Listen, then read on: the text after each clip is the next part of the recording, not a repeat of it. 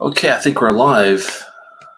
And that was a fun show. Yeah, that was I just did a short review of the Caol Ila 17 Unpeated, which really caught me off guard the first time I had it. We'll wait, give a couple of seconds for people to get in here from the. Sorry about cutting that off. It's easier to cut a short review to begin with, and then do a long discussion for the people afterward. There you go. Hey, Jason, good to see you. I was making sure it was working.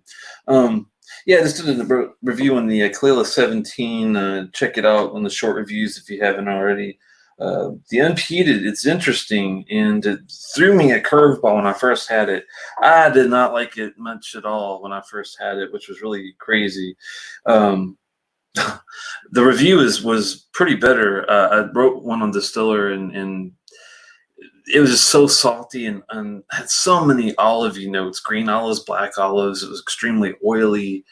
It just was, the brininess and the seashell factor was just too crazy. Um, so I let it oxidize for a while, about 2 years, and thankfully, it seemed to help a lot with that.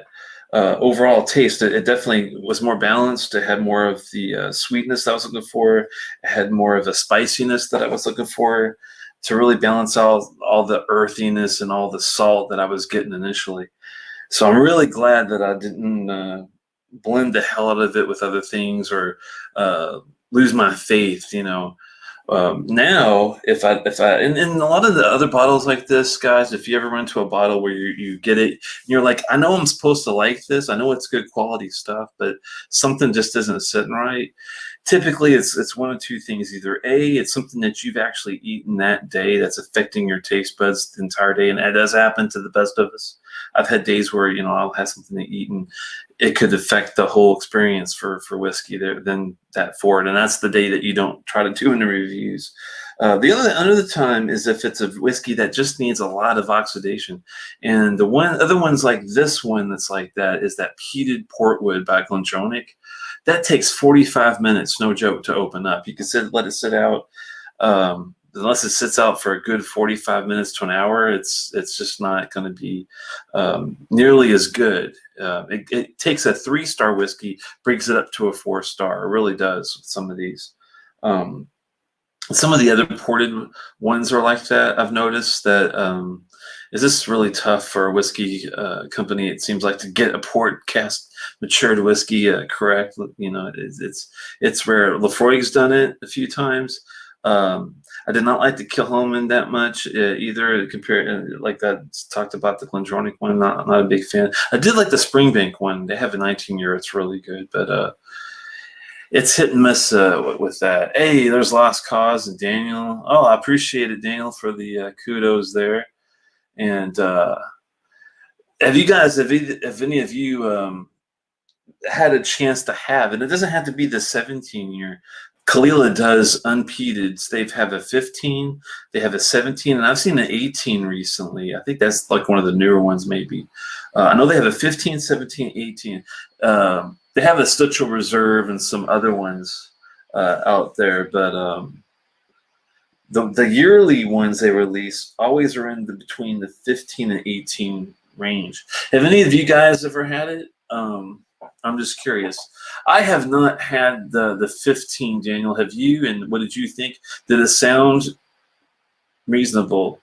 Yeah, that's DHS. It has that Stutchel Reserve, man. Oh, you bastard. I want to try that so bad. You've had the 15 and the 18 as well. Are my notes similar to what you got on the 15 and 18? I'm just curious. And this is magnificent. I mean, it's not average or just above average. It's like when I say 4.25, to me that's a damn. I mean, I gave the Ardbeg Black Committee release the same score, so that tells you how much of a fan I am of this one. ADHS, what was the reason why you didn't like the 15? Was it salty, olivey, oily, or was it something completely different? I'm just curious. Oh, that's cool, man. I understand. Basically, the first time it was very, very overly salty, overly olivey and oily. and the maritime notes were really, really even your face, more so than a Talisker. And I like Talisker. I like maritime notes usually, but it made Old Pulteney look tame. I mean, these maritime notes were intense. Thankfully, after a little time, now I'm getting more of like a ginger, more sweetness, like honeysuckle. Some I'm talking about the nose at first. Like vanilla, a little bit of wisp of smoke, even though it's not peated, there is some smokiness there somehow. I guess it's from the malted barley. And taste it. It does have a nice spicy white pepper, black pepper with some creme brulee, and even some like oranges, but not pithy. It doesn't have any bitterness to it. It's very sprightly. It kind of reminds me of a really good bourbon cask, like a Springbank bourbon wood. That type of brightness, like a Brooklady kind of a peat. Really good. I actually like this one. The 15 was just bad, man. It was hot, acidic, and didn't drink well. Thankfully, this one doesn't have a shitload of acid to it that I detect. It's more of it definitely is a spice. I'm not sure if that's a spice bomb, but it does have a really powerful spice kick with the sweetness after the oxidation, and it still has a nice maritime Talisker-esque type of feel in the back end, but hey, Malt Muser, good to see you, man. Cheers. What you been up to? What you been drinking?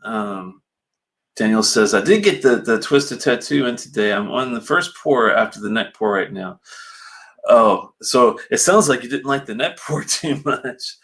I'm trying to remember my initial take on it was, and I don't remember it being a whole lot different, but it has been a while since I had it. So hopefully, you're getting.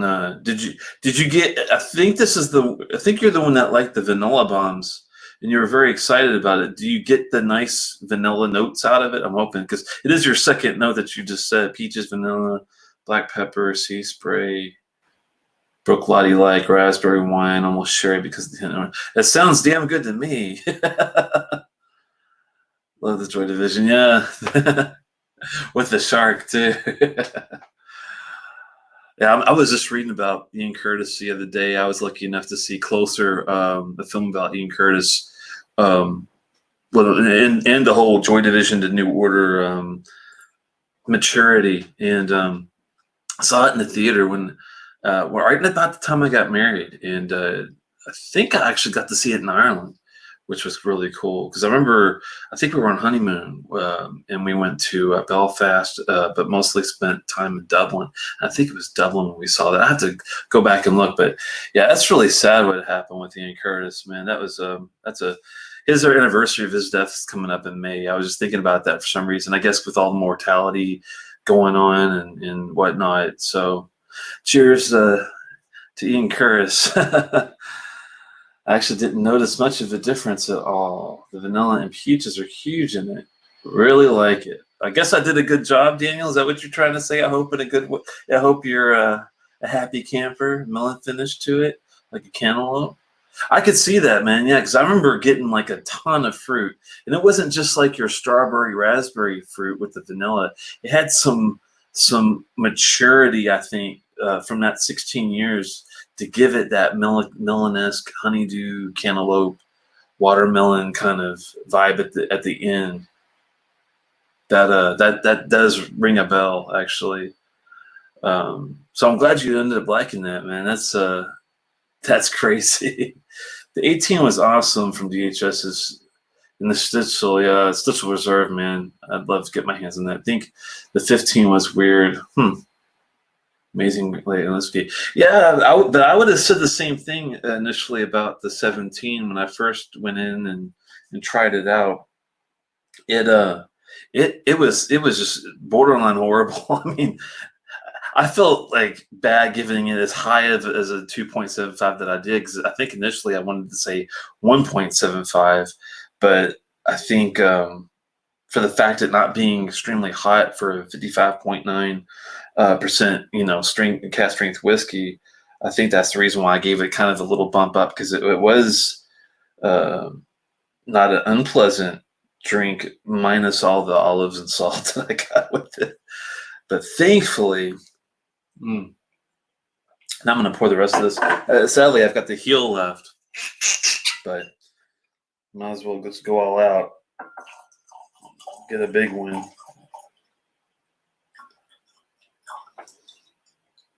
That's a baby pour. Sorry about the delay here. I like to make sure I get all the drops, because one drop, and if you let it sit there and you get like 20 drops, and you get a lot, out of it. I don't like to waste. I have a big dislike of waste, fraud, and abuse. So there you go. But that was a nice one. And if someone asked me, should I have a bottle of unpeated Caol Ila on my bar, I would say yes, especially if you can get it to the price I got, around 110 to 120. I'm not sure if those prices are going to be there anymore, because I've noticed that the 15 and the 18 were bringing some crazy ass prices. Kind of a little concerning, really. 150, 170. I think I saw the 18 for like 180 or something. I'm like, I don't know. It's good. I don't know if it's that good, because, man, that's like Glendronach 18 kind of prices.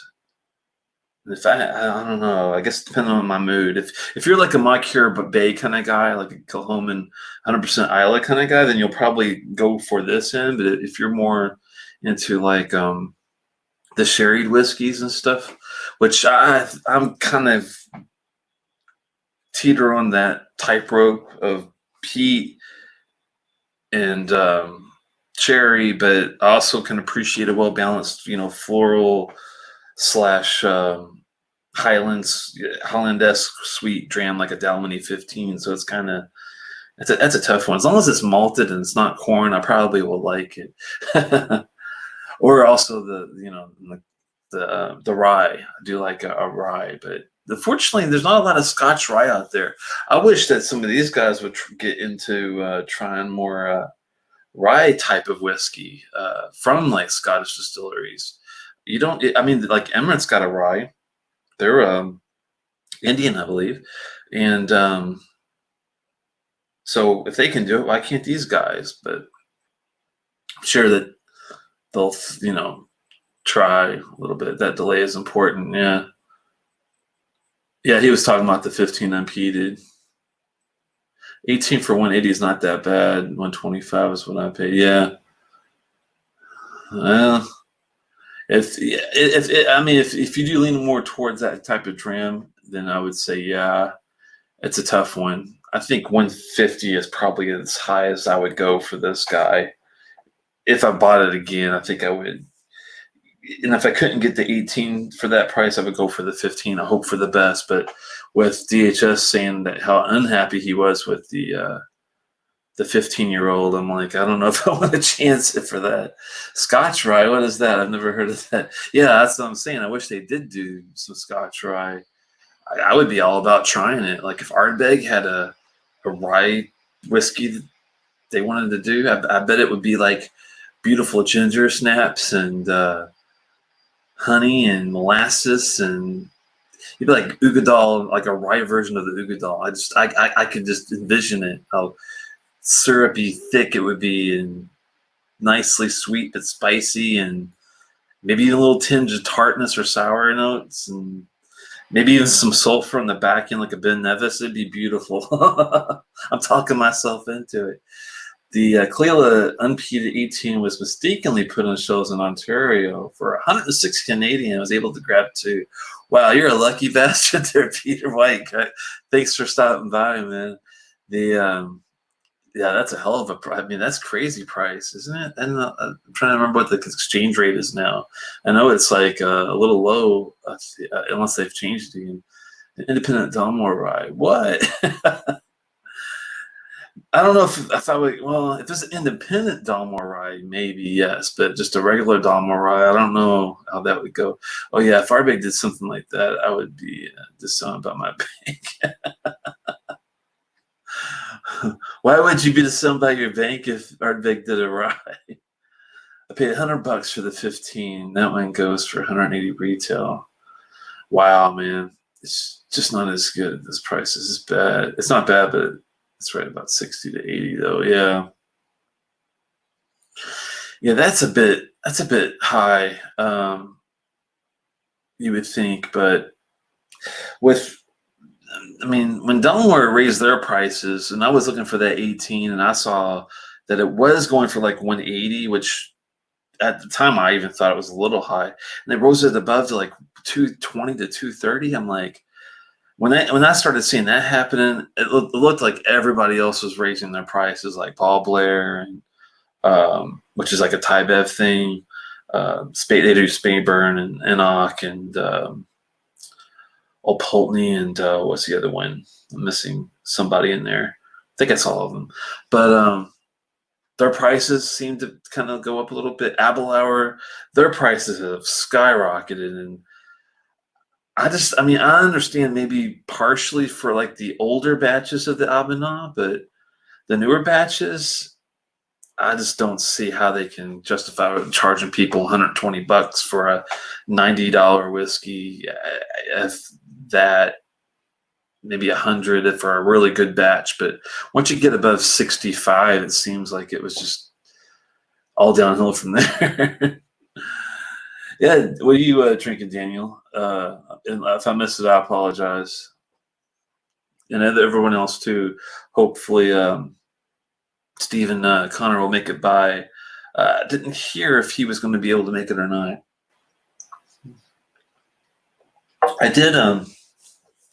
I did hear from Generous Paul, Pranay, the group of guys that I used to do some distillery tours with, virtual distillery tours, and everyone's doing well. Scotty, Paul, Pranay, and but I haven't heard from Aquaman, also known as Mr. Lee. Hopefully he's doing okay. I did see him, I thought, a couple weeks ago in the chat somewhere, but it could have been longer than that because the days have been kind of strange as far as, time being really feeling like it's going fast and time feeling like it's going really slow. So it's one of those deals, but hopefully Mr. Lee's doing okay. I haven't heard from him in a while. So if you're out there, hope that everything's going well for you and your family. I'm still in the Holland Park. Yep, that's right. The Caol Ila 15 is next. Okay, cool. And this, is it the unpeated or the peated? They did do a 15 peated, I think, a while back, but it's probably an older bottle if that's the case. I think all the 15s now are unpeated typically, but let me know what you think of the nose and palate and finish in that one too. Peter says the last of the night I bought was 53, still 95 to 99 Canadian. Oh, unpeated cast strength as well. Cool. So it's like, yeah, it's kind of similar to this one. This was the 2015. I think in 2016 they went back to the 15, and then after that I think they went to 2017. It was the 18-year-old. They kind of flop around with these years, so it's kind of confusing to know which one's which. But hopefully they're similar enough to see what you know. My only beef about this guy is the finishes. It's so spicy. I like the spiciness of the finish.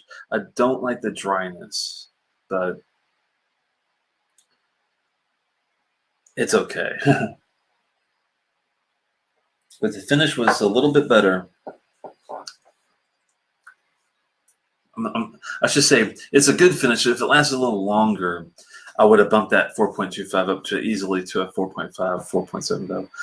And sometimes this got some length and sometimes it doesn't. It's weird. It fluctuates a lot. It's like an ocean with this dram. Sometimes you feel like you get a lot of spice. Sometimes you feel like you get a lot of salt. Sometimes you feel like you get a lot of sweetness. It's ever changing, but I guess that's what makes it a good complex whiskey. It's just a head scratcher in a way. It's kind of that's a tough one. This is the 2016, 15 year Unpeated. There's one right after this guy. Hard not to be dry after that proof. Yeah, but I don't get that from. Well, I guess it is a little higher than the 51 on the black, but the I've had a lot of higher proof ones that are not ultra dry. I think. Let me think for a second. Yeah, like the Abana is 50 something, 57%, and it doesn't have an overly dry finish that I remember. Hmm. Maybe that is a bigger deal than I'm thinking, though. You kind of got me thinking of something there, DHS. I'll have to do an experiment with like I'll pick like 3 or 5 really good favorite ones and see if I could find any that are above 52%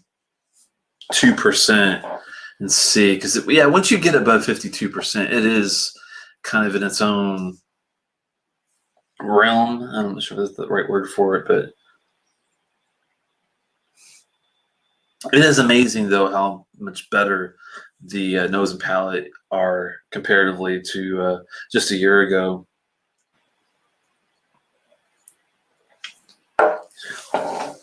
And it's funny. And I was reading about the canting Scotch, and if there's any like bonus to it.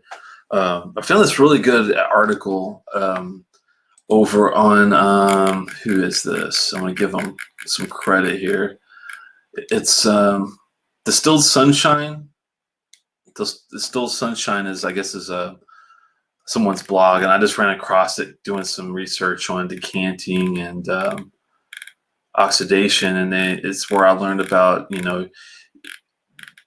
it's a myth basically that you get a bunch of changes just from a bottle being open and you corking it and opening and corking it for like the first for a couple weeks is not going to make any difference practically.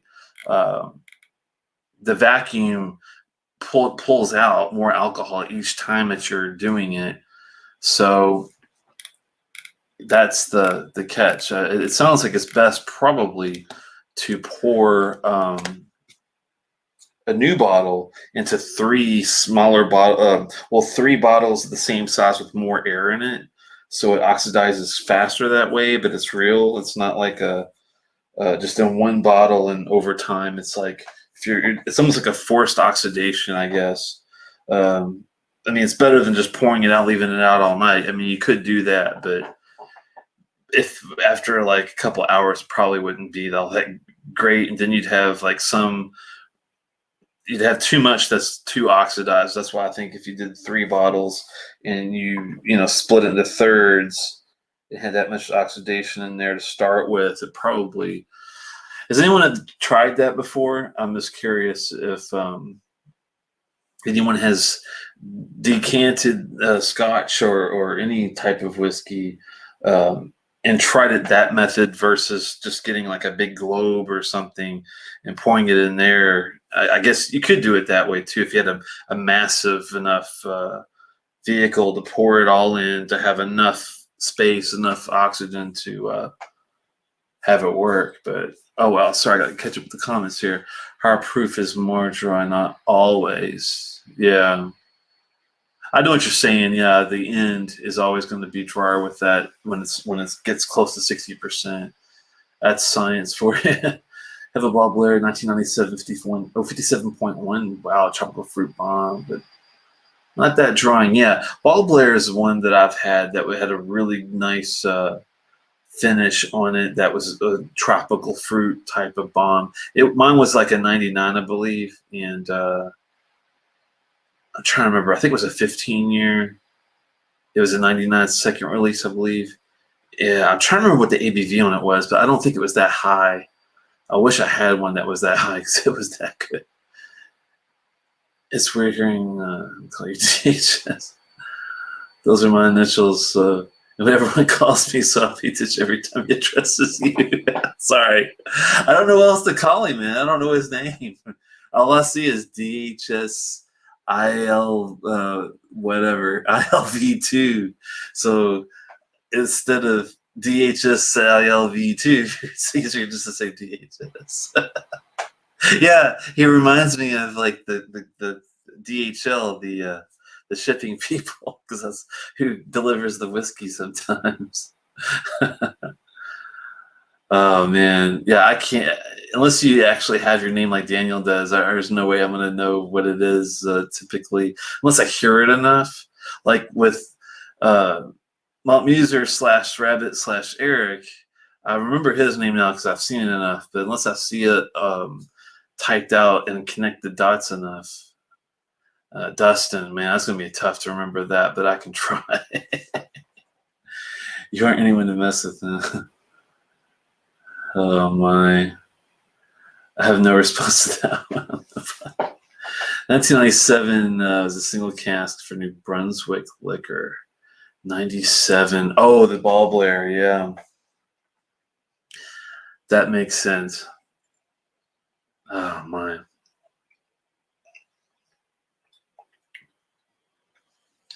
So much better than it was. It's unbelievable, the sweetness. I think that's the biggest difference. Not just the spiciness being definitely more of a base. The sweetness has come forward a whole lot in those couple of years. Night and day difference on the experience. It's amazing what some of the just a little oxygen can do. Literally, Telex is the only human besides my mom that calls me Daniel. I'm confused, which is fine. I was gonna say, man, if the only way I'm gonna ever call you something different is if you change your name on the old YouTube machine. Any chance we can do more of these during the quarantine stuff? Oh yeah, yeah. I was just thinking that I have a lot of reviews I got to catch up with because I've got a lot of heels that I've been saving because I wanted to do at least a nice short review. And but anytime I do one of those, I feel like I should do a discussion too. So it's kind of it's tough. So I'm gonna try to see if I can weasel one in maybe before another week. Maybe make them a little more closer here and there. I do have to juggle with the old. Wifey and kiddo and whatnot, but I can make do. Well, besides your mom and yourself, apparently reading the screen, I don't care. Y'all are funny. Oh man! So I'm glad. So I guess I was okay, Daniel, on the recommendation of the Twisted Tattoo. Sound like it was a winner. I hope it met your expectations. Definitely let me know if it exceeded your expectations, if it just met your expectations, or if it was lower than expectations or really low. I'm just curious. And the funny thing is, every time I see Jason, I think of my name because my real name's Jason. So it's kind of it's really confusing with all the Jasons, the Whiskey Jasons, the Jason Whiskey Wises. Man, I could think of like 5 Jasons that are into whiskey. Must be a 70s thing. So then you got the whole Daniels and there's multiple Erics too. There's this Eric, and we got Eric Waite who does the sommelier, the wine. He does Scotch stuff too. I never got to meet him. I met a lot of the guys when I was hanging out either in Indiana with the Scotch for Dummies or hanging out in New York or whatever. But I wish I got to meet Scott and Bart, Scotch Test Dummies, out that area. And maybe Eric Waite would be another fun one. That's funny because he beat me to getting 1 year. It was the Grooves when it was released. And I couldn't believe that because usually I'm like the first one. No, I think he beat me on the drum. I had him on the Grooves, but he beat me on the drum. And it's like, how the hell did you get it so damn fast? Because usually I've got like a scoop or some sort of area that I know just to come in like a vulture and come and snatch it up. And I only get one bottle. I'm not one of those dicks that buy 6 bottles and tries to sell and all that crap. I'll just get eaten, and they'll let me buy more than one too. Because this one dude was like, "Hey, you could buy all 6 if you want." I'm like, "No, thanks," because that's number one, too expensive. Number 2, I wouldn't want to like deprive anybody else from getting the chance to have a little something. Oh man, let's catch up. So many Jasons is right, man. Twisted Tattoo is about 90% of what it should be, in my opinion. 90%, that's pretty good. Jason and Eric's are genetically predisposed to vices. I think you might be right. Never try the tattoo. Mine casks and me running.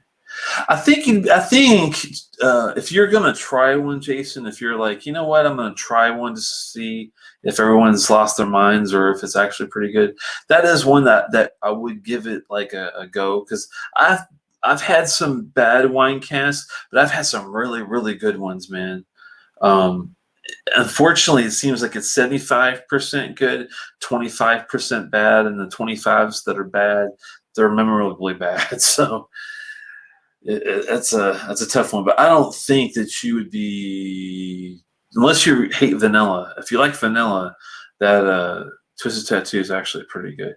It was very very good. I had expectations because it was the first one you mentioned, and it hits most boxes I'm looking for an unpeated Scotch. Nice. Is Eric in here? Well, the Eric I know, the malt user, isn't here, but Eric Waite, I don't think I don't know if he's ever been to the channel or not. To be honest with you, we've never spoke, never met. I think might have had like a comment exchange with him maybe like years ago on the excuse me, gosh, excuse me. Maybe a comment was exchanged like over at the Scotch Test Dummies live chat during one of their shows a long time ago.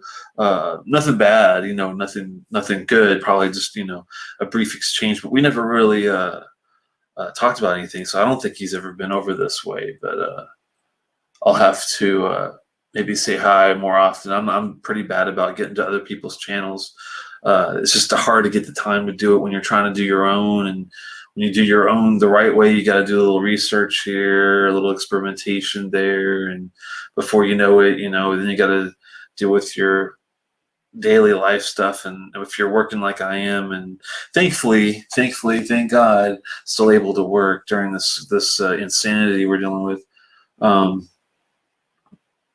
With that and dealing with the kid at home and there being no school and have to teach them, basic stuff, and it's just a complete mind fuck. It really is. I hate to go there, but it's like a complete change. Not necessarily a bad way, but it really makes me miss a McDonald's cheeseburger. I'll tell you that. I mean, I know I can get one, but I'm at the point where I don't even want to risk, like, if I get food from anywhere from outside of a can, I'll tell them to leave it on the porch, and I'll just pay them and pay their tip up front and be like, just leave it on that damn thing on the porch and go. I don't want to deal with anybody. I was an introvert before all this happened. Imagine how introverted I am now. Yeah, work has been crazy. Makes me drink more and more later. I can imagine, man. I was thinking to myself earlier today. I mean, today wasn't horrible, but it was a little crazy. And toward the end, around 4, I ended about 5:30, and so about 4:30, I was like, man, I would kill just to start having a dream right now. But I was good, and I waited to do the show. Is there something going on, Jason? Oh man, DHS, this is the world has turned into and left me here just where I was before you appeared in the place. Oh God, now he's singing songs. Now he's singing songs. Oh no. Okay, honest, transparent review of the 16. It really reminds me of the Astar being used at Claudia with Abelard Abenard drizzled on it. Huh. I could see that. It's funny that Astar, are you talking about the old Astar from like 2014 or the newer one from like 2017-ish?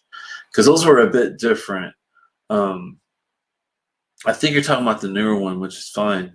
That's the Missouri Ozark oaked one, if I'm remembering correctly. And I did have it a couple times, luckily enough.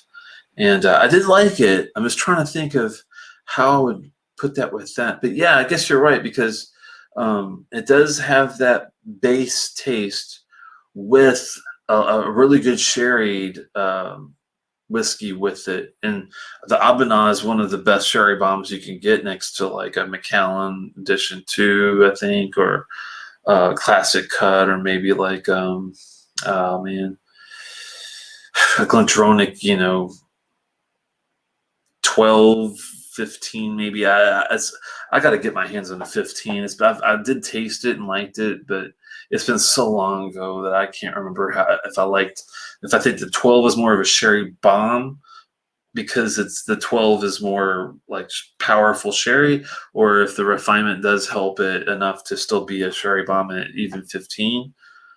Because the peat bombs usually are not that old. You're not going to get a peat bomb that's older than like 8 to 10 years old and be a true peat bomb. So does the same thing go for sherry whiskeys? This is a good question for you guys. What do you think?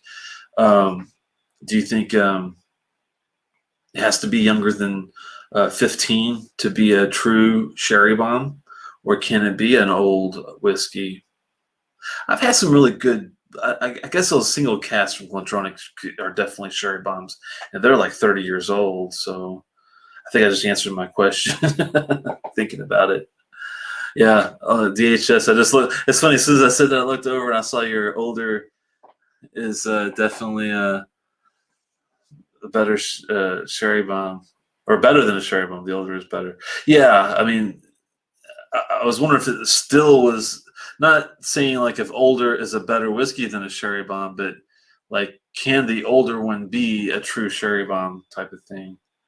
The Glendronach 12 is about it that would even qualify. I think is what you're saying, but barely. Sherry bomb to me is anything that tastes more like a sherry than a malt, be 5 or 50 years old. Yeah, sherry wood versus wet sherry casking. But there are examples of both. Yeah, I'm with you there, Lost Cause. As you mentioned that, there is a big difference. I'm glad you brought that up because, yeah, if I'm thinking back, when I think like a sherry wood, I think like good sherried wood flavored whiskey. Lost Cause. Tell me what you think would be a really good sherry wood. The sherry, the wet sherry casking is a little easier, I think. That's like a PX, like a Lefroy PX, or like trying to think, Deanston PX maybe. I'm thinking that's what you mean by that. But yeah, the Deanston 20 Oloroso, that seems like more of a sherry wood. I'm assuming the 15 Glendronach is better sherry flavor. Okay. Some amateur hours. I gotcha.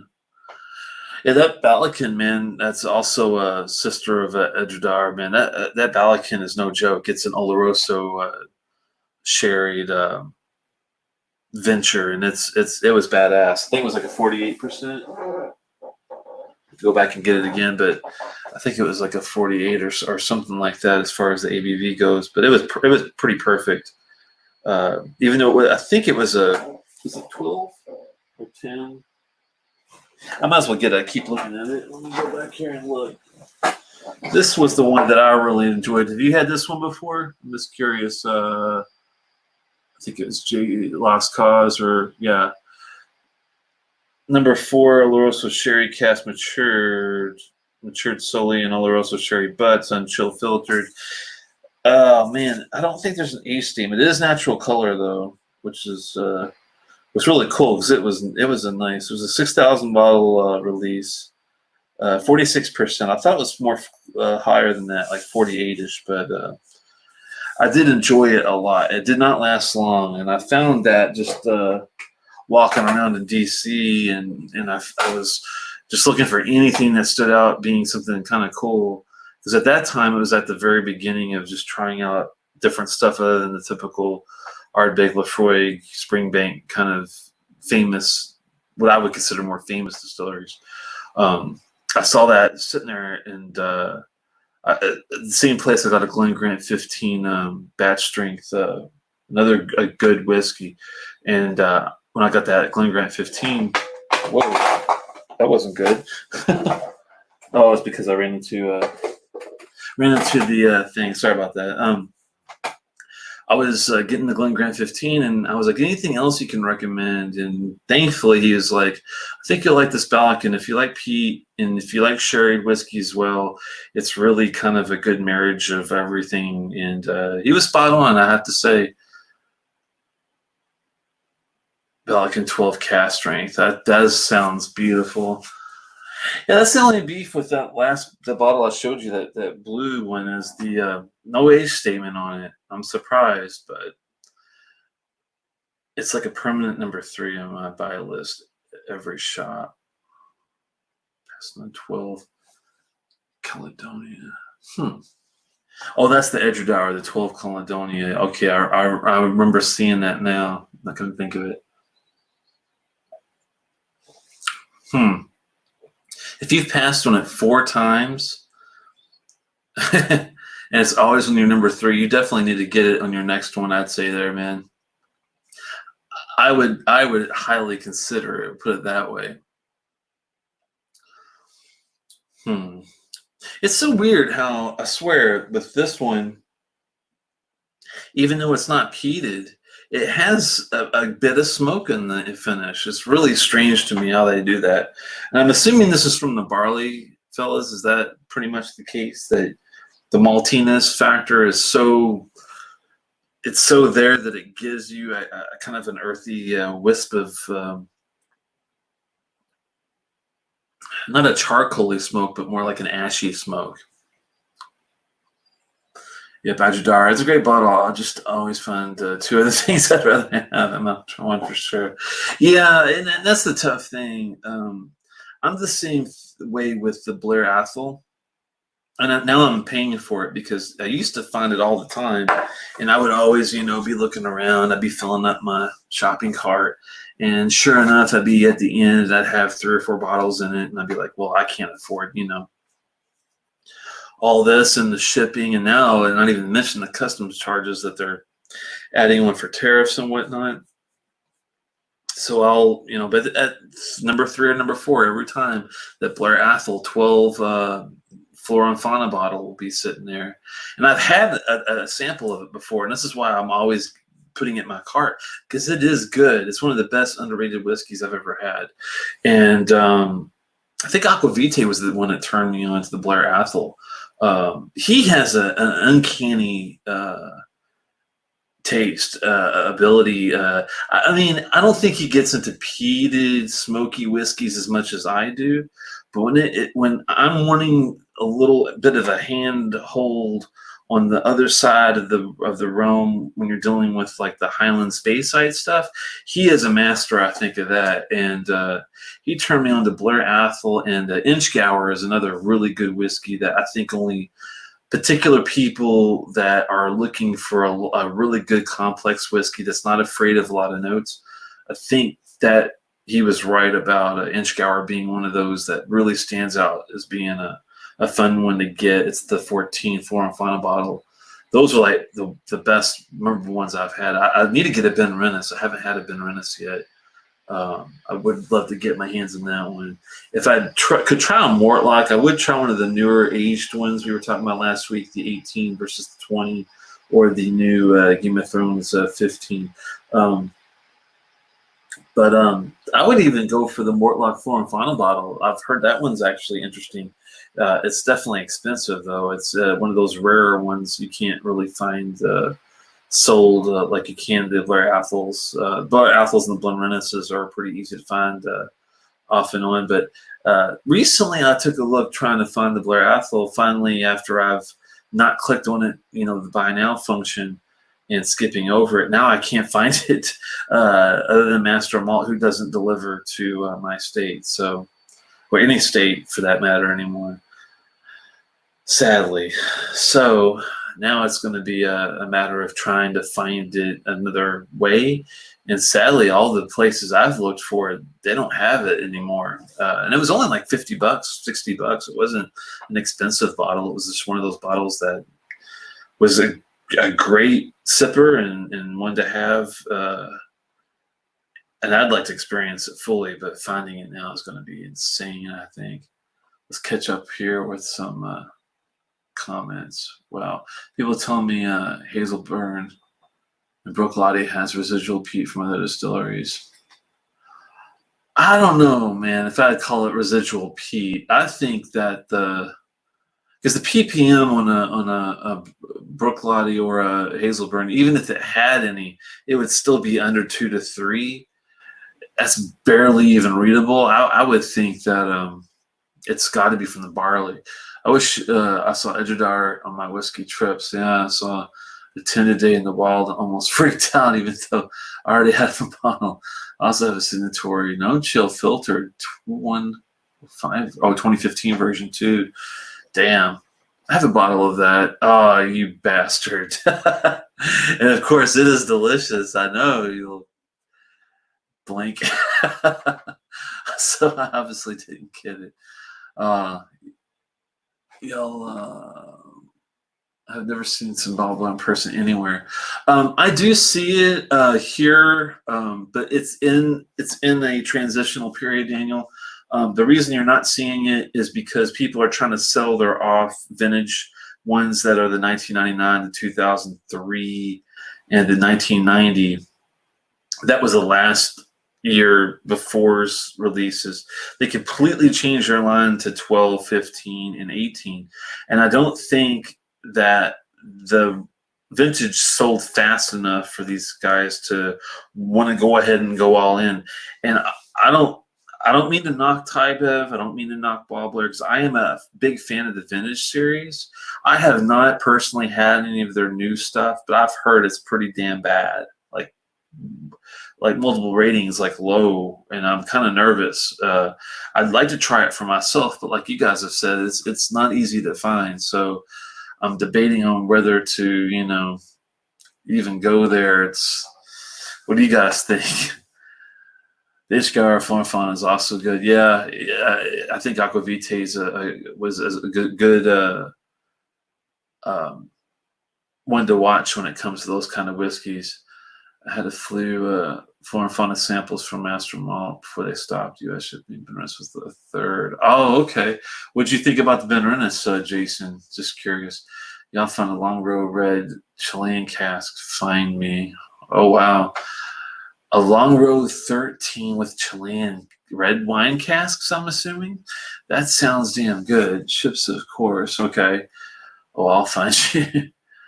Okay, so the Caol Ila 15 now tastes harsher than it has ever tasted after the Twisted. Yeah, that Twisted Tattoo being such a light fruit vanilla.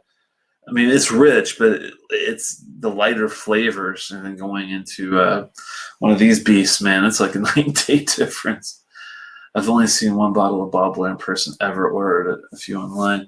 Yeah, I used to see them all the time around here at Petite at least, but saw an 05 second edition once and passed.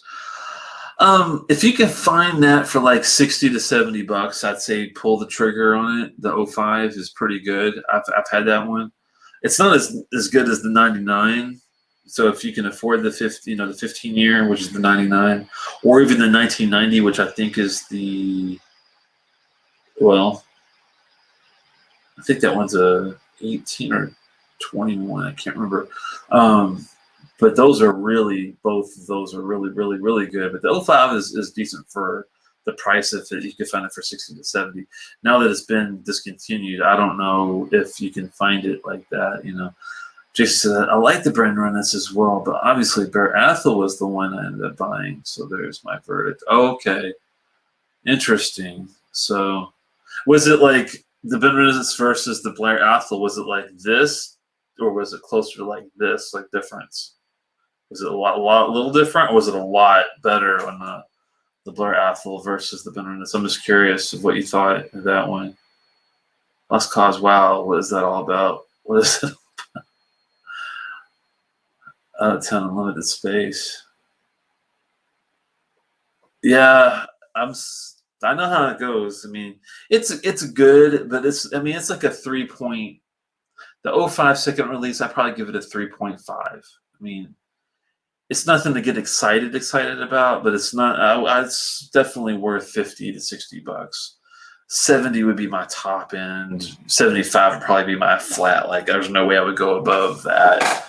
On the 99, I'd say 100 to 120, and for the 90, probably 180 to 200. I'm thinking, if I'm guessing just by what they should be going for, but they're probably a lot higher than that, I'm sure. I was trying to ask what flavors you got from it. From which one? Are you asking? Who are you asking, Daniel? Sorry. They were all pretty close. Bernese has a sulfury, savory, meaty quality similar to the Benevis. Okay, Mortlock, Grunella keep it more subtle. I'll gladly take a bottle of it. The Epiaphtha just more delicious. Yeah, I probably would steer more towards the sweeter, well-rounded one like the Blair Athol. I appreciate the Benevis a lot. It's probably one of my favorites compared to the Grigaliki was good, but the 13 to me was more spicy and fruity than meaty, but still it did have a lot of savory notes to it. So I agree with you there. If Mortlock's like Benevis, so that does sound pretty good. Mentioned the Long Road Red 13 Chilean cask. Yeah, hopefully you can find that. It's very particular. It's Long Road 13 Red 13 Chilean cask is a mouthful. But the good thing is you can call around first. If you're trying to find something that doesn't ship. But Jessica says Benevis is still my favorite distillery. I love the weird stuff. Wow. Are you a fan of the since you do like Benevis, are you a fan of Glenturret? They remind me a lot of their stuff. The ones I've had, at least. I've had a peated Glenturret that's not like Benevis. It reminded me more of like a Inchgour / Brooklady kind of thing. But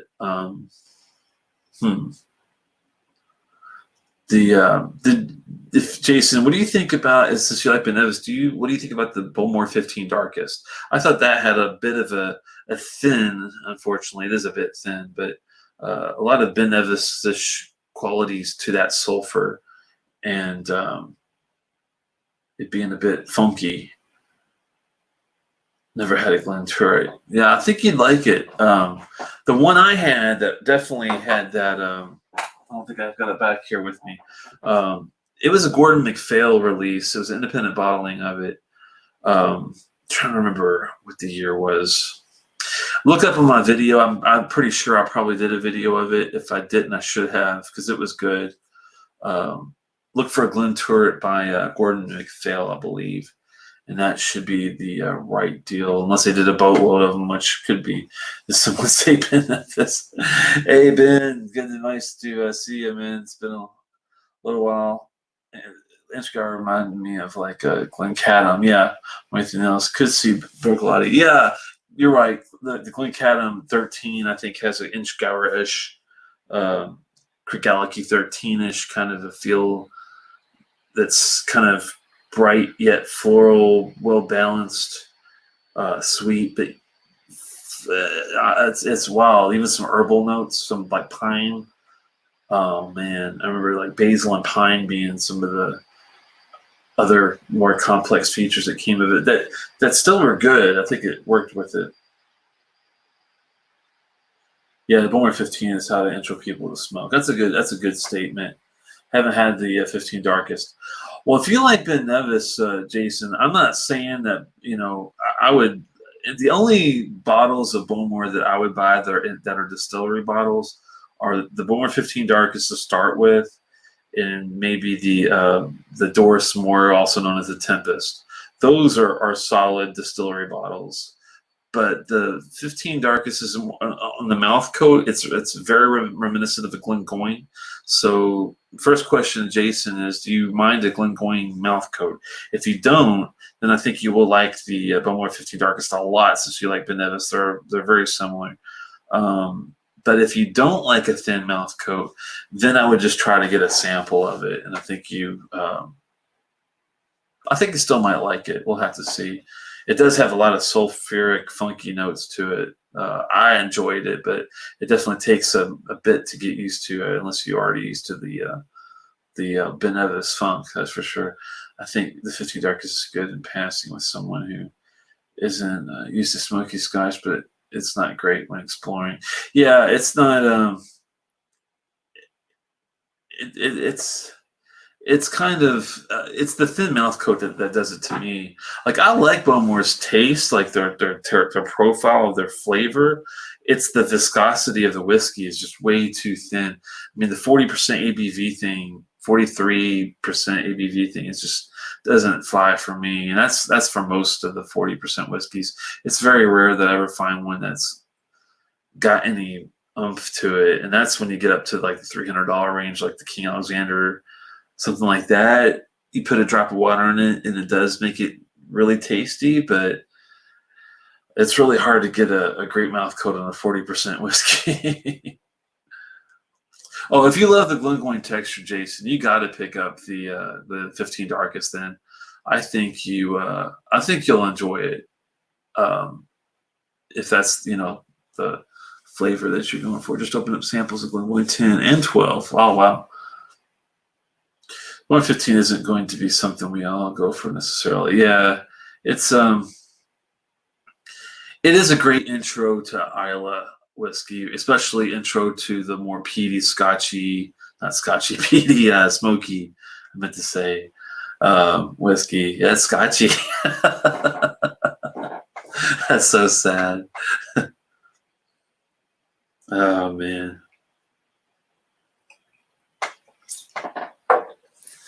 I wish they could all be cast strength. I wish they all could be cast strength whiskey. Oh man. The Glengoyne 10. Really enjoyed that one, huh?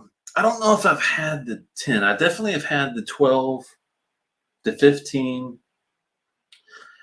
the 18, and the 21. I think I sampled 25 at an expo one time, but once you get to the 21, man, it's like, wow, I don't know if I'd change much else other than making it a little oilier. that's the only tough part, is the lack of oomph, lack of viscosity, lack of substance. Something is just so thin tasting. It's the only thing that drives me crazy. Hey, the 15 is not bad at all. People give a bad rap because of the caramel coloring. Yeah, but it does taste good for at least 2 seconds. It is one of the more overly colored whiskeys I think I've ever seen. It's probably chill filtered. I can't remember, but I know that the folks over at some of these guys, unless they label it, you might as well count on it being colored chill filtered. If it doesn't say it's not, I'll put it that way. But yeah, for $75 for a 15-year-old, it's a good buy for an intro, I think, to somebody. But once they've had that, and then once you give them the Ardbeg Uigeadail, there's no looking back. Once you give them the Lagavulin Distillers Edition, no, thank you. Once you give them the Kilchoman Red Wing Cask Matured, nah, that's all I need. I don't need anything else. Oh man. Ben says that Glengoyne 10 seemed quite similar to the Tomatin 12. The Tomatin 12 is more flavorful, orchard fruits, green apples, pears. Okay. I've had a Tomatin 12, but it was a single cask, I remember. It wasn't a regular, but I remember it being good. I think it was bottled a little higher than the typical 12 percentage-wise ABV, but I don't remember it being. Maybe it wasn't as good because it might not have had the same profile as the regular 12 that had all that other stuff going on. So that sounds really good. Daniel says, I'm moving over to your neck of the woods, bought some old Forester 1910. I've never seen it until today. Sorry for the sin of bourbon. You are forgiven. This time. Oh man, no. Hey, I'll be the first to say, out of all the bourbons I've had, I do have a favorite that'll always stick out in my mind. I don't know why. And I guess it's not even a bourbon really, because it's more of a. I think it's more for rye. I don't know. It's the and I don't know shit about bourbon. I'll be the first to admit it. But it's the Colonel E.H. Taylor bottled and bond grain version. That was, and I don't even like grain whiskey. That thing was so good because it tasted like a perfect bourbon without a lot of corn. It had, I'm sure it had a little rye, maybe a little something else. That might have been, it might have been all just multi-grain. I can't remember, but I do remember it being damn tasty. And out of all, and I've had the Midsummer's Night series. I've had, oh, what is it? The some of the High West campfire stuff, and I think it stands out as being one of the best. I mean, I've had the Pappy Van Winkle 23 and the 20, what was it, 21 or 20, I think, 20, 23, and there was like an 18. I had all that stuff way before it got popular. And it's okay, but I didn't, the wheat turns me off. I don't like the really overly weedy alcohol thing. That's just malted barley is where it's at, I think. 10 is a basic malty scotch to me, and is similar to about 30 other products. Yeah. Legacy Chapter 1, if you ever come across one. Glengoyne Legacy Chapter 1. I'll keep a radar out on that Lost Cause. I've never heard of that, but it sounds intriguing. I do like Glengoyne's like cast strength whiskey. That is something else. I had a really good friend named Tosh down in D.C. At a Japanese ramen bar. They have a great whiskey selection. He's got Japanese whiskey, Scotch whiskeys out the yin yang everywhere. They even have a tasting room dedicated just to trying shit out. Oh man, I don't have the name of it. It's Jinsu Ramen Bar, I believe is the name of it. If you're ever down in DC, pay him a visit. But he let me have a bit of that Glengoyne cast strength when I was down there. Man, that was something else. Teapot Dram is another really, really good one. But I gotta keep my eye on that Chapter 1 deal. But it's one of the best I've had. Okay, and I've tried Tomatin 12. Huh. Once you go to Ogadal, there is no going back. It was my first peated Scotch last September, and I only started drinking whiskey Scotch last May. Okay, Glengoyne 10, right? I tend to agree with you, even my lack of experience. Yeah, okay, huh? I might have to get my own Glengoyne 10 bottle just for kicks, because even if I got it and didn't like it, I know it would blend well with a lot of other stuff too. So, but one bonus thing going forward, that to having that not be oily or not being very viscous, is to get some Kleinleich, maybe some of this Kleinleich Reserve or the 14-year, and doing a little self-blending with the Glengoyne 10. I probably would go 85% Glengoyne 10 and maybe just a skosh of the Kleinleich as a thickener. And if I felt adventurous, maybe either an Ardbeg or a Caol Ila to give it a little bit of either extra peat for if I want to go Ardbeg, or Caol Ila 12 for smoke. It'd be an interesting little fun experiment there. See what you get. Yeah, Patty wasn't that impressive to me either, man. Just can get away with a few more things than bourbon. Yeah, that is true. The grain whiskey, maybe that's why I like it a lot better, because it has more of a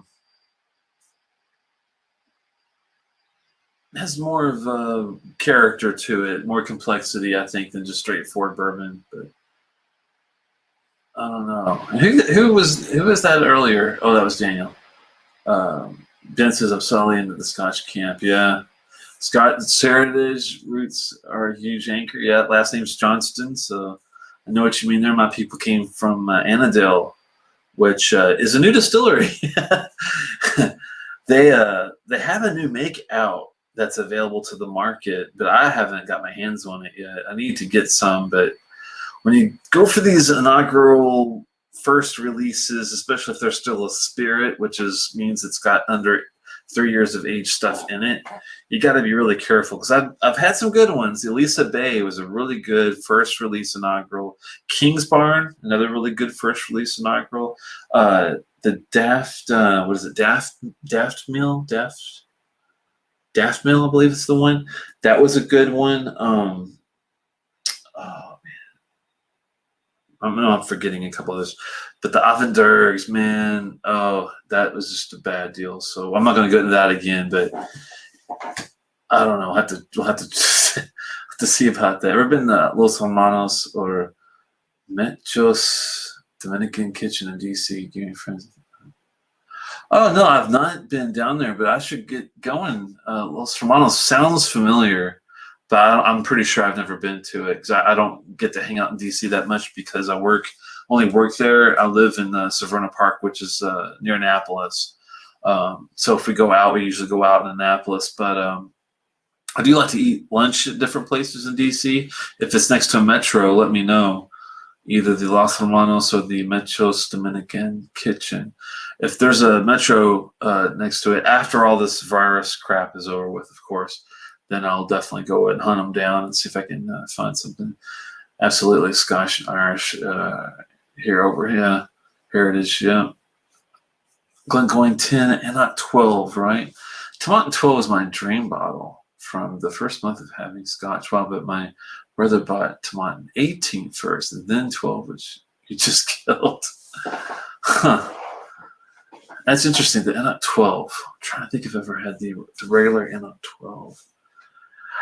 I've been lucky enough to have their 24, which is just beautiful. And it's under, I think it's like 200 even. And for a 24-year-old, holy moly, it's damn good for the price. I have to see if I think I might have had now the only inox basic ones I've had were the Cutter, the Flounder. Not a fan of the Flounder. The Cutter I liked. Not a fan of the Flounder though. The peat was just weird with the Flounder for me. I did like the Cutter peat though. I think it's a style thing. I'd love to know what the recipe differences are between the Cutter and the Flounder. That would be awesome. If anybody knows, let me know. Most Scottish grain is distilled to much higher proof than bourbon and aged in much worse casks. Yeah, I can't see how it could be possibly more character. Huh. My last name is Haston, but family McCabe. Yep. Irish is the cool name line. Oh man, I know how that goes. Part of the Gun Clan in the far northern Highlands. There's a Gun Clan museum south of Wick, where old Pulteney is from. Oh, that's cool. Not Robson. Sorry. McCabe's, yeah. I think I had a teacher. I think my biology teacher in 9th or 8th grade. I was looking at. I think I had biology actually in middle school. I had it in 8th grade, I believe. And I think it was Mr. McNabb. Never mind. For some reason, McCabe threw me off. I was thinking McCabe was McNabb. So just scratch that whole story. Yeah. Who sent me a sample of the 24. It's a lovely. The 12 is another basic multi-scotch, but it's also one I really like. Okay, well, the good news is if I ever run across it and it's a good buy, I definitely will not hesitate at jumping at the chance of trying it out. Tomatin Kuboken is one of the most underrated bottles out there. Just saying. Yeah, Daniel, you're not the only one I've heard that from. I know that Drew Bills over from the Scotch 4 Dummies is a huge fan. I remember watching one of the first outside of their norm. They usually just do the reviews and do their show. They got a chance. I think it was just Mark and Drew went over to Scotland. The first trip. This was a few years ago, I guess, at this point. And they got to go to Tomatin Distillery and had a hell of a time, it looked like. And I think I remember that's when he got the Kuboken. Kuboken's been around for a bit. It's had a couple versions. I've seen like a black bottle. I think I've seen a gold bottle. I don't know if there's a much difference if they're just batches. Daniel, let me know. But there are multiple versions I've seen out there. I've heard they're all pretty good though. I haven't heard like you have to avoid like one version of Cabokin versus another, but haven't tried it myself. That's one that has been on the radar for quite some time. I already had a bottle of the Tomatin Decades back there, and for the Decades fans like myself, there is a new Decades version coming out very soon, if not already released. But with that said, I've only seen it for sale like once, and it's one of those deals where it's like, you find it and it's like, well, I want to try it, but I see all these other things. Like someone else was saying that I kind of Jason Coates, I think was the one that was saying, I always find like 2 or 3 bottles that are probably go ahead and pull the trigger on versus that are like actually like a 15 to 18-year-old. So that's when I kind of have to.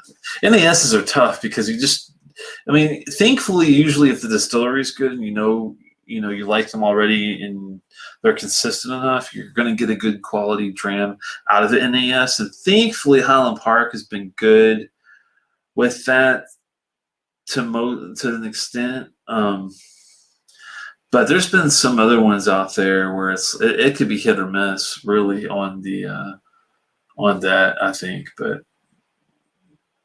Pete from an Unpeated distillery is Macramore, but I've not tried Cabokin yet. Yeah. The Aaron does the Macramore, if I remember correctly. That's one I have to try too. I haven't. I've done Aaron's. I've done the 16. I've done the 18. I've done the. I've even done the 10. I think it was, or 12. It was one of the two, but I haven't done. And that's one of the more interesting ones, I believe. I'm trying to remember. I think it was the Aaron does the Macramore. Let's see. I only had a sample of Cabokin, but I've wanted the bottle for a while. It's just it's the son of Leche Tin and Benahaven. It's quite loud right now for repeated expressions. Oh, Malt Muser just poured a Talisker 18. Yeah, that's one that I think that you were the one, Malt Muser, that said that you weren't a huge Talisker fan. And I think I was the one trying to convince you to go back to try the 18 because, man, there's some really nice floral notes and really nice get the caramel and the caramel brulee, but you also get a lot of black and white pepper off that one with those floral notes. I thought it was really good, but I can't remember if that was the one I was trying to get you to try again or not. Daniel says that's right.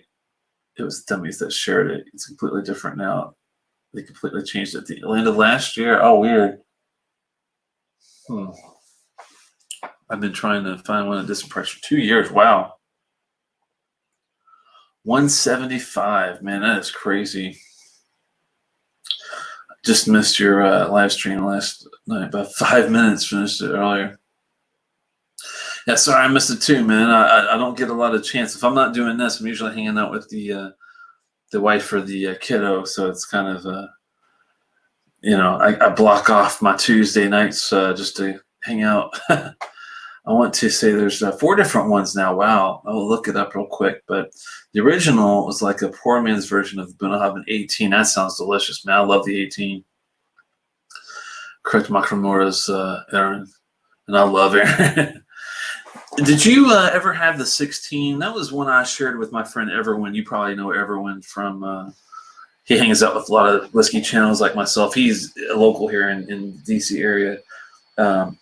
I gave him a really big sample of the Aaron 16. He didn't really get into it that much. I thought it was okay too. I guess it was a little more, had a little more bitterness than I kind of wanted it to have. But overall, it wasn't a bad experience, but not as good as I was hoping for a 16 year. So this was the old one. They've done some updates, I think, since then. So I think that I would definitely try a new I think the new version's they have the 18 now, which I think it was the old 16. I think is now the 18, and they have 10 and a 12 at least. I can't remember what their in between numbers are, but so here is the current recoupment bottles. There are 3. Okay. Jason Coates, cheers to you, buddy. Yep. Haven't had a Talisker yet. I've had a sampler of the 2019 edition, though. Oh, okay. If you haven't, I guess you haven't opened it up yet, Ben. Talisker is a good distillery. They're one of my favorites. One of my favorites I've had from them is the. I like the Dark Storm, and I like the Distiller's Edition a lot. 18 a lot. 10 even a lot. I haven't had a bad one per se. The Port Re, which is like a travel retail exclusive, didn't have the finish for me, but the 57 Degrees North was great. The Nation Point was great. I think you'd be happy with them if you like maritime notes. So think salty, briny, seashells, that kind of thing, with a lot of pepper, white pepper, black pepper, spice, sometimes cinnamon, nutmeg. With a nice smokiness, especially on the Storm or the Distiller's Edition in the 10. And if you like complexity, the 18 is where it's at. It's hard to say no to Talisker for me. So I think you'll like it if you haven't opened it up. You should. Nope, never had the 16, just the 10, 14, and 12. Cast strength, which is totally messed. That one was amazing. I gotta get my hands on that one. But yeah, I would skip the 16 then, Jason. If you ever see it about, don't be tempted to buy it. It probably won't do it for you. It probably will kind of be depressing to you because it would make you feel less about Aaron. Daniel says, I'd love to hear your thoughts tonight if you're willing to share. I love Talisker. Yeah, that sounds good to me. Oh man, I'm after that Talisker 15 hard. Yeah, was planning to hunt one down in Scotland in May, but yeah, that one I don't have, and I would love to get my hands on that too. I'll have to keep. That's one I haven't tried to hunt down yet. I might have to try to hunt that down and see how lucky I get. You never know. Talisker's been an awesome experience, and Charlie Wilson's war when it had a bug in it to this Congressman. What? Talisker is just a good brand, but like Brooklady and Killam and good, everything you buy is good. Yeah, it is true. It's rare that you're ever going to find a disappointing bottle with Talisker, I think. If you, like I said, if you don't mind the salty, briny seashell, very spicy, peppery, white peppery profile, if you're cool with that, you're going to love it. If that doesn't sound good to you, don't even go there. Get a sample first. It's only 1 ounce sampler bottle, but so I need to save it. Share with my brother. We're both very much looking forward to having. I bet you are, man. That the Talisker, that's just no joke. I did have the old particular Cast Strength 8. I didn't have the regular distillery version they had not too long ago, other than a sample. So I'd like to get my hands on a bottle of that one too. So I'm behind on a couple Talisker bottles. I gotta get back into the finding them. I did. That's so good. To give you guys a sneak preview of what's to come, I do have lots of bottles, thankfully, already here that we're going to go through. So I'm not sure if I'm going to do these two like right away, but I'm going to do them, in somewhat near future at least. I'm going to definitely have to experience them first before I try to, present them to you guys. That's why, I'm already I was down at the hill at this one, so definitely gave it its full go. But I did two bottles recently that I'm looking forward to. The Caol Ila 18 Standard Edition. That's the peated one. Never had it. I love the 12. I love the unpeateds now after, oxidation. I like the Moke, which is a Travel Retail exclusive vegetal type of malt. So I'm a Caol Ila fan. The Portisake stuff, which is basically Caol Ila, I like a lot of their stuff. Chapter 1, I've had Caol Ilas, and of course, independent bottlings are everywhere for those guys. Rarely ever have a bad Caol Ila, other than the first experience of this one before the oxidation. But Caol Ila 18, we're gonna hopefully get into jump in the middle of that one and have a little fun. And then last but not least, I'm also going to dive into a whole new experience with Bunnahabhain. It's the I'm going to butcher the pronunciation of this, and I'm trying to see if I have an easy way to pull it up real fast. Just let's see. And I like to go to Distiller for some of these things, just to look up some notes and things on the side for research and for getting other opinions on stuff if I need to kind of see if I'm anywhere near what others are kind of getting, or if I'm way, way, way different. And I don't change what I, tell you guys. I mean, that's why I do live reviews. I can't change it, but just to see, how it compares. It's the Encladoc. The Bunnahabhain Encladoc is the other one I've had ordered. Now, the funny thing about this one is when you look at the experts reviews, they give it low marks, like 75, 76, that kind of thing. And I'm thinking, well, that's, strange for a Bunnahabhain. Bunnahabhains usually are pretty well received, even the distillery bottlings. And but the user ratings are leaning more towards like a 3.5 to 4. So I'm thinking that it's going to be actually pretty good. It's going to be a 50% ABV cask strength. It is cask strength. It's bottled at cask strength at 50% ABV, and sold, of course, in my favorite 1 liter size bottles, because it is typically a travel retail exclusive. The Encladoc means the shore, and it's aged in sherry casks. It was released in 2017. That's intriguing. I've had the Erinagrena, I've had the Kjabenach, the Choychik, the Krukvona, the Marsala 13-year, the standard 12 and 18, of course, the Struyader, which is a new NAS that's kind of helping out the 12 while they, I guess, get more 12 made up. But this one, even though it's an NAS, it's still pretty intriguing. So hopefully this won't be a mess. It's kind of like with the Laphroaig travel retail exclusives. The one to look out for is like you want to kind of hesitate to go toward the 4 Oak. I love Laphroaig. I'm not a big fan of the Select. I'm not a big fan of the 4 Oak. This way it is. One I have not had that I've heard was a hit and miss is the 1819. I can't even say it. The 1819 is one of those travel retail exclusives that I heard kind of missed the mark. I personally can't say that yet because I haven't got that particular bottle yet, but that is on my radar. I did love the Uncle Moore and other travel retail exclusives like the PX and the QA cask. So even with Laphroaig, it's hit or miss. With all these distilleries, like a Bowmore, Golden Reef was really good. I've had some good travel retail exclusives that way. I've had some iffy ones, but like the Holland Park ones are pretty good. The Einar was decent. The Sven, but typically they run to like 3 to 3.5 out of 5 range as far as ratings.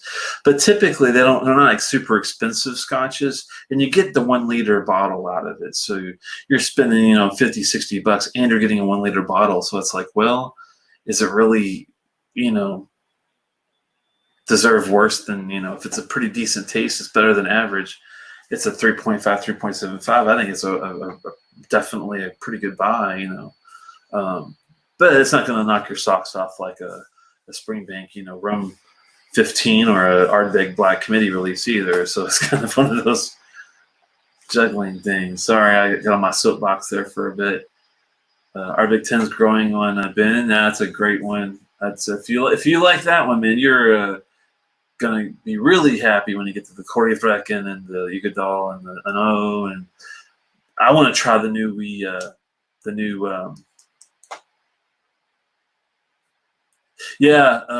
Eric, it's Jaws. It's like a Joy Division meets Jaws segue, I guess. But anyway, oh man, the wheels and the rails are all falling off. I can't even keep up with all this stuff going on. Now they're talking about metal, I think. What? Metal Gateway? Oh man. Okay, so the Twisted Tattoo may be better than the Lagavulin 16. I'm just saying. Ah man, that is an interesting comparison. Those are both damn good. The thing about Lagavulin 16 that will always be in the back of my mind is the finish. The Lagavulin 16 is one of the best finishes I've ever had on any whiskey. I don't know what it is. I don't. Maybe it's because it was my first uh, great Cambodian restaurant experience. I had a Lagavulin 16 in it, which is crazy because I was eating like fried catfish and mango and rice and spiced red chilies and all sorts of crazy stuff and drinking Lagavulin 16. It was like one of the best meals I've ever had. It was a dinner down in DC. Um, oh, what's that place called? Tip Cow. You know Tip Cow, Eric? You probably know Tip Cow, I think it's called. Great chef there. Oh my God, I hope it's still open. I haven't been there in ages. And now that it's funny, after this whole virus bullshit, I feel like, man, I can think of like 1,000 restaurants I want to go try now because it's been so long since I've eaten there. Man, apples and oranges. Yeah, it's kind of it. I'm just saying what you prefer to drink. If I'm gonna pick between the two, that's a tough one. It depends on if I'm in the fruit vanilla mood, I'm definitely going for that Twisted Tattoo. If I'm more into like the smoky peat balance, just a straightforward, not wanting the sweetness and the vanilla, then I have to go for Lagavulin 16. But I think they're both similar quality drams as far as like they're both good 4-star drams, I'd say. Can I think of things better than both? Yeah, but now you're talking 18, 21-year-old Scotch that's, been matured in some special pheno cherry cask or something. That's when it gets a bit different. Cambodian experience. That was not the only one experience I expected to hear. But it's awesome. It was, man. It was one of those dishes that I was. The only reason I went there was because it was close to another gathering that I was attending, and I just wanted to find a place to eat. And I'm always a big fan of Thai food. I go to Absolute Thai in Chinatown a lot in DC. And I was in the mood for Thai, and I couldn't find Thai. And I thought, well, Cambodian sort of like Thai, probably. I was, estimating the spice level is probably similar, at least and they probably have the same kind of seafood and rice dishes and whatnot. And thankfully I was right, but I wasn't ready for the catfish mango spicy rice dish that I got because it was one of the best things I've ever had, along with a big fat porter Lagavulin 16. I mean, Jesus. Oh, okay. Yeah, I know the spot in DC. Eric knows what I'm talking about, man. I bet that's really good. That's everyone's 15 to 16-year-old whiskey. 15 to 16 favorite. Oh, man. I'm going to bring up my list here. Let's think here. I'm going to have to pour me another one, guys, because I'm thirsty, and that did not do it for me. So let's get another. Let's do a little Kleinleach. We'll stick to our cast strength. This is a 50 1.2. Stick to our cast strength flow, I guess is the word for it. That's a good one too. I reviewed that one. If you didn't get that review, definitely check that short review out. But where's I going? The 15 to 16. That's right. Let me do. I'm gonna even do it better in a way. Let's see if I can get my trusty list of distilleries out and give you a good rundown of what I think is worth your while versus not. Let's see, this is not the right one. Hold on 1 second. Gosh. I got too many lists. You've got when you get lots of lists, you got problems. But I'm organized at least. where I can do this kind of. Oh, this is not the right one either. Jeez, I got more lists than I thought I did. New distillery list. Maybe it's this one. It's got to be it. Yes, this is the one. Okay, so let's bring this over this way. Okay. Let's see. Elberfeldy 16's decent honey bomb, but it's, you know, I've had better. Apple Hours 15, 16. It's okay. Let's see. A lot of these guys, unfortunately, don't have 15s or 16s, so I can skip them pretty quickly.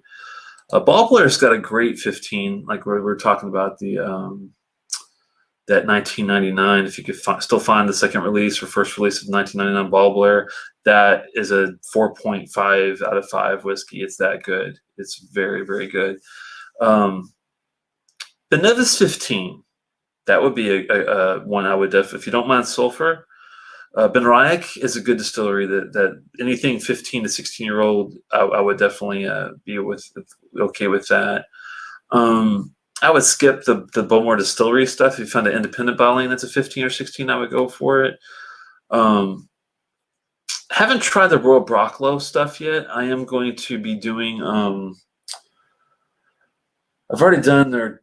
I think there's. Maybe it was a 15 or 16 actually. Wasn't anything to get excited about, so I would skip that. Brooklady, if you can find an old one that's 15 or 16, I don't think they have any new stuff. Bunnahabhain doesn't have a 15, but their 18 is affordable and very, very good.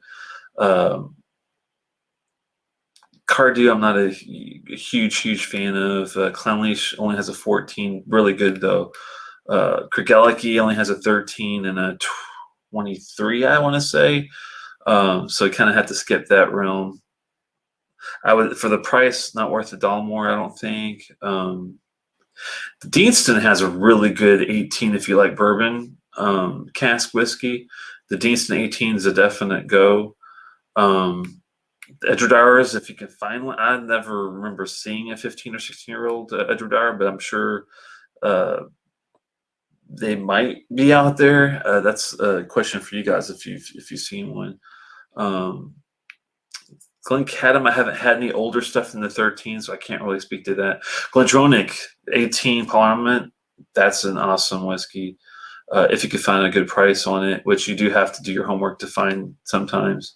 Glenfarclas, oh man, and the 25 is affordable, barely, but it is. 21, I'm sure is definitely affordable, and I would go for the Glenfarclas 21 or the 25, but you know.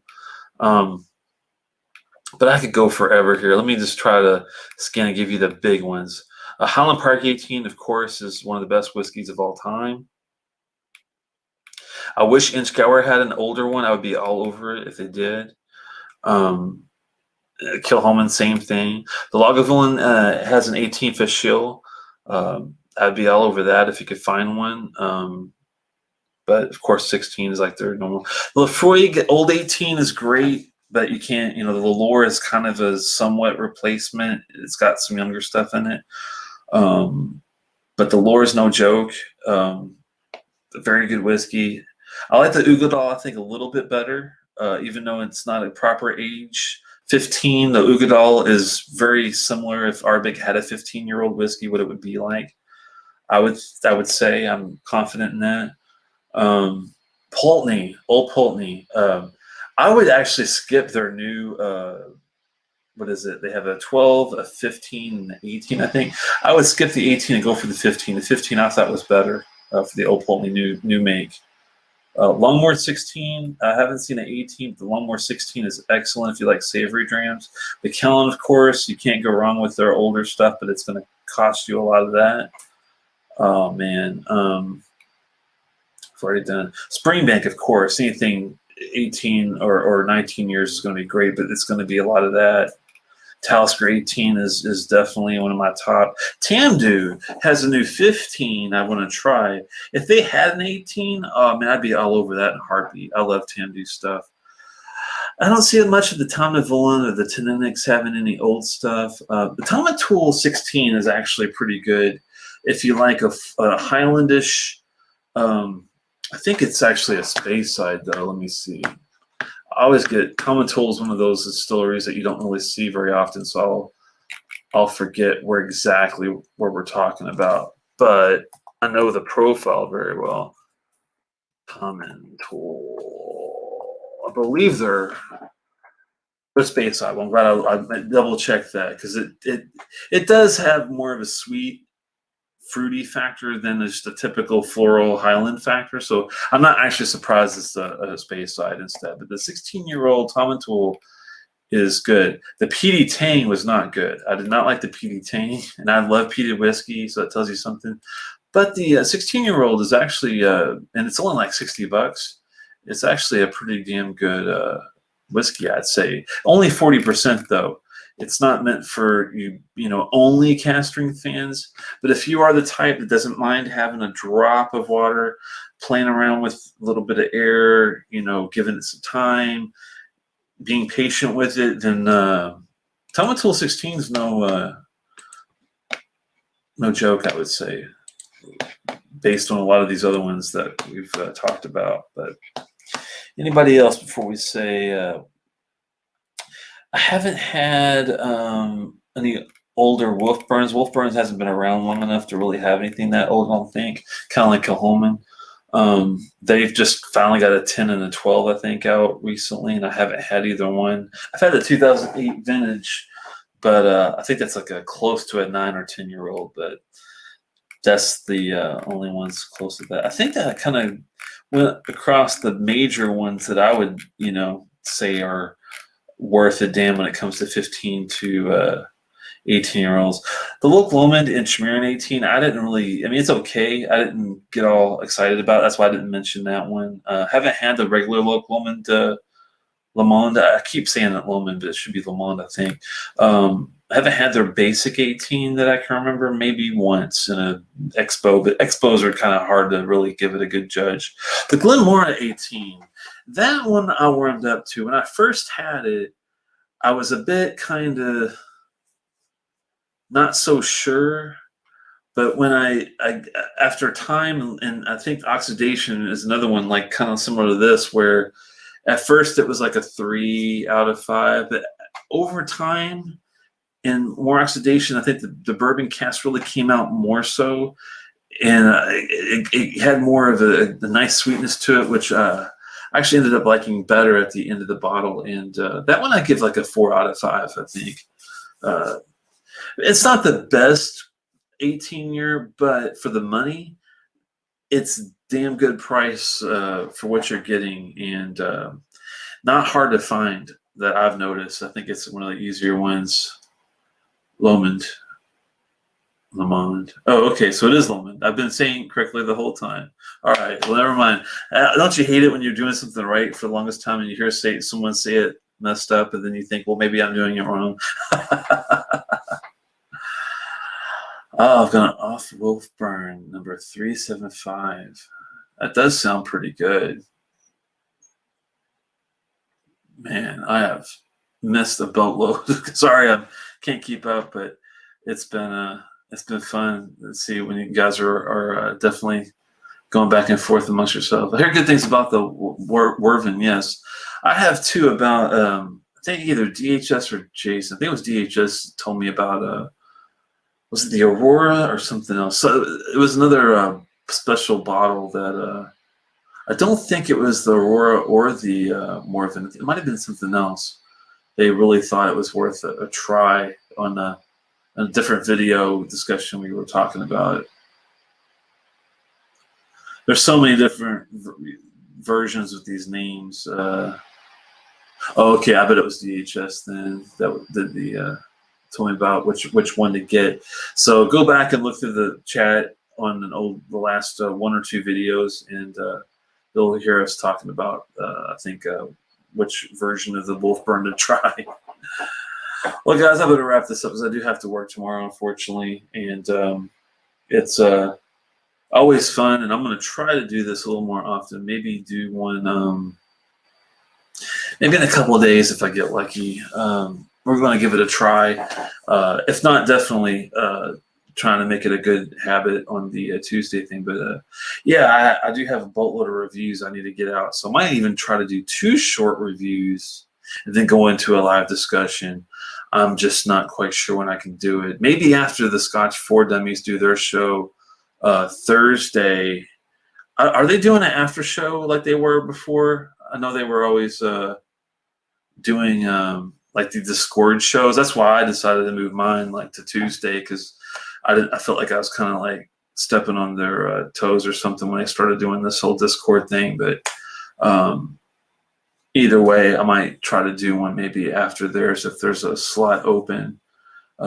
What the hell? I might as well just start one anyway, and whoever wants to come can come, even if there is something else going on. It's not a huge deal either way. If nobody shows up, I can always just delete it, and I'll have 2 new review ones available. So there you go. That's funny. It reminds me when I did that. Oh, okay. It's a Patreon only thing. Gotcha. Yeah, I might just do one and see who shows up, and worst case scenario, because like last time with the Our Big Black, I started that discussion video after the first initial Monday quick review, and nobody knew about it. So I was like, well, I guess I'll just do it on the normal Tuesday night anyway. And thankfully, everybody showed up then. But it's kind of funny when I did it a day early and nobody was aware, I guess. So I'll have to be good about getting that on Twitter if I do get a chance to do one on Thursday night. I'll definitely, if I show up to their show and hang out during the chat, then you'll know I'm definitely gonna end up trying to do a show. So hopefully see you then. See you there on that deal. Oh, so much of guys. Thanks for chatting about the old Caol Ila 17. Definitely worth it. And it goes to show, if you don't like a whiskey right off the bat, and you've tried the water, you've tried to let it sit out for half hour, you've tried to let it sit out for an hour, and it's still just not doing it for you, especially if it's an expensive bottle that you've already opened, you want to drink it, I would suggest pouring it into 3 separate like bottles, but filling it only about halfway up. That way, all 3 will oxidize faster. It won't take just 2 weeks. It won't take longer than a couple weeks for it to change for you. And if that doesn't work, you could always pour it into a larger vessel, more oxidation. It might speed the process. Hopefully some people will type some comments about their experiences with decanting after the fact. And even if you guys haven't done it yet, if you do ever, go and try some of these things we talk about, and even if it's a bad experience or a good experience, let us know what you found out, because what your unfortunate demise could be someone else's like savings of hundreds of dollars on some of this stuff, or they might even recoup or feel like they didn't waste $100 plus $200, $300, $400, $500 on something. If you give tips about how to make it better, and I definitely would go with the oxidation before I would go toward blending things, especially a 17-year beautiful Scotch after oxidation. So, all right, I definitely got to float down now. See you guys later, hopefully in a couple of days.